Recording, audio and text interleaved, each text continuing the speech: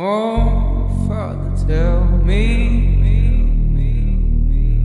do we get what we deserve? Do we get what we deserve? We get what we get what we get.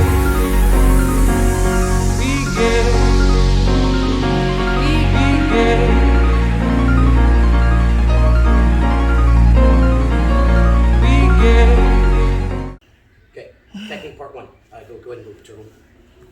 So just to add one extra tiny thing in today, we'll start from here. Maybe he shot and I sprawled. Let's get used to kind of hitting the cross face, turning in our turtle. Now normally we'd either have turtle ride where I'm hip to hip with one foot out, or if we're gonna look to transition for things like hooks or it's traditional, like what I've always nicknamed the pull and roll. I'd hit my seatbelt, I'd bring my knee to knee, ankle to ankle, I'd post here, and I would break him over. Now if I could break him over, I would set the top side hook. If I couldn't set this hook, I'd bring him either on top of me, set the hook, and come down.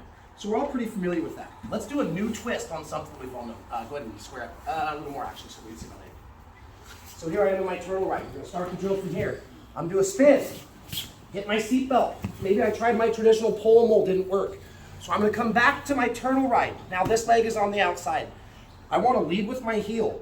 And even if his elbow and knee are connected, I'm gonna find this little gap right here. So basically I'm gonna put in a single leg ride for those of us wrestlers.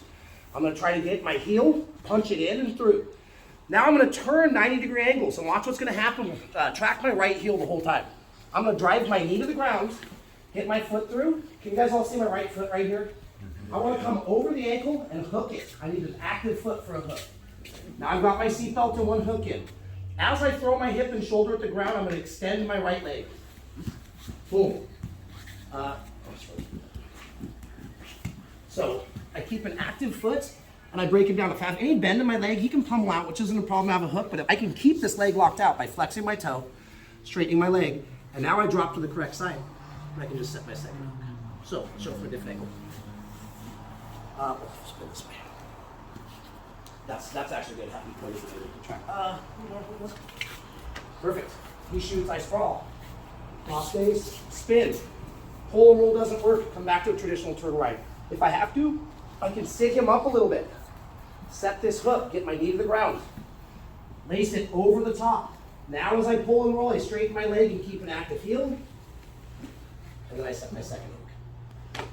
Pretty straightforward, pretty easy, but it might take you a second to get that leg in. And last time, something to think about is turtle ride. Pull him up. Don't be afraid to keep heavy hips and pull him up a little bit. This allows me to get my foot in there. Knee back to the mat. Raise the foot, straighten the leg. And now I set my top side hook without having to roll into the far side.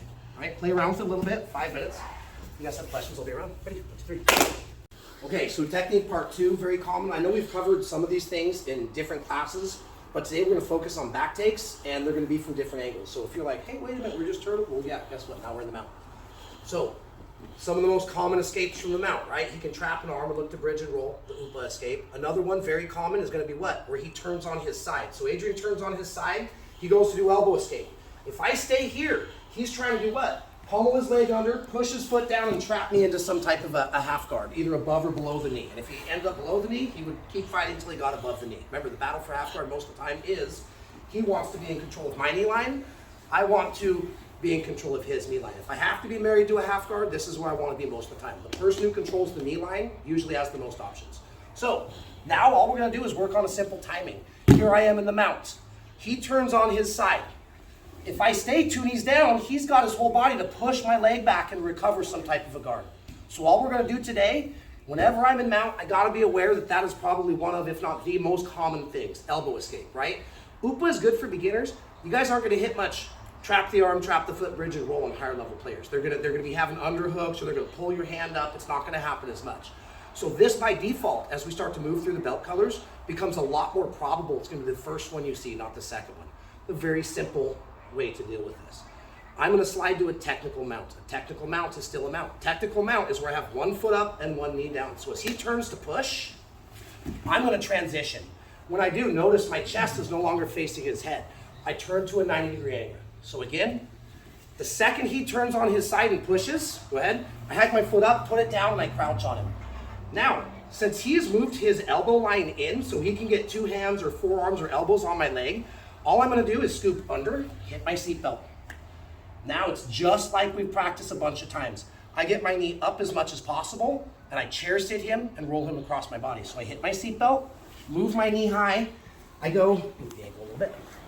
My foot was up here to begin with weight on it. That's until I fix my seatbelt. I move my knee high, and then I can start to keep my hamstring engaged, slide down, I just roll him to the far side and set my hooks. 1 hook, 2 hooks, and the seatbelt. So again, let's go side angle this time so I have your head facing towards the glass. He transitions to elbow escape. Technical mount, trap, high knee, chair sit. Boom. 2 more times. He turns. Technical, seatbelt, pull him, roll him, set the high side. Last one.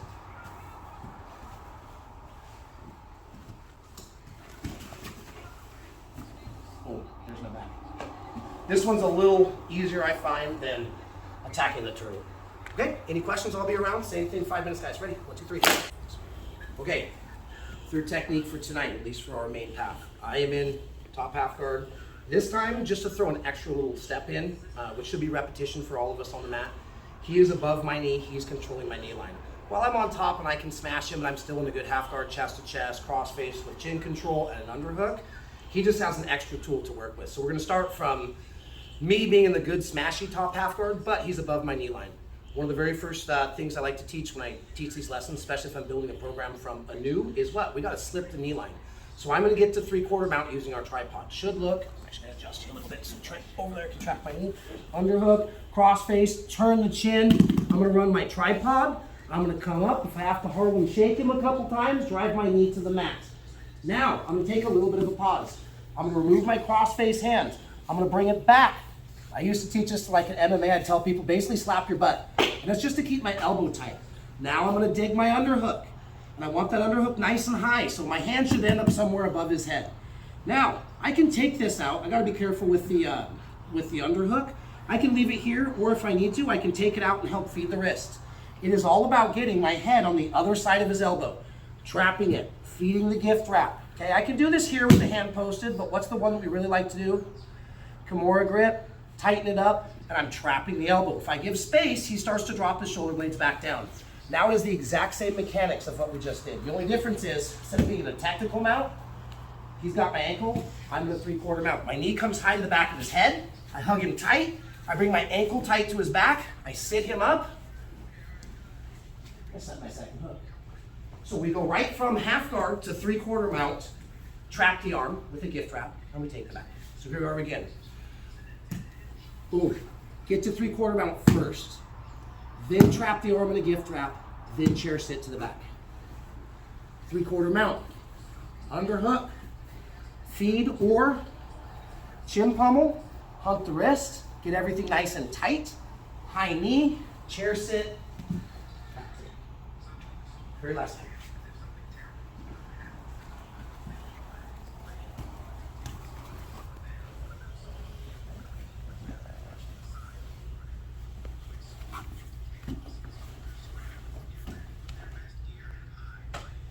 Need help, I'll be around. This should be familiar for most of you guys, okay? Ready? 1, 2, 3.